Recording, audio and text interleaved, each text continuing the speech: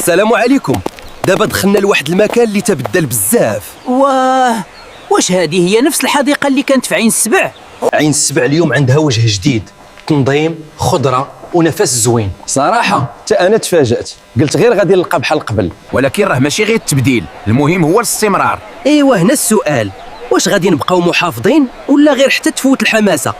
هيت الله رجع كل واحد يرمي الزبل، غادي تولوا حديقة ديال ذكريات مؤلمة. الضحك زوين، ولكن الرسالة خاصها توصل. الحيوانات هنا ماشي فرجة وبس، أن سبيل الأكوان الخاصة هو الاحترام. معاك الحق، حتى انا ما نحبش شي واحد يجي يتفرج فيا ويضرب الزجاج. هاد الحليقة ملك للجميع، وكتعكس شكون حنا كشعب.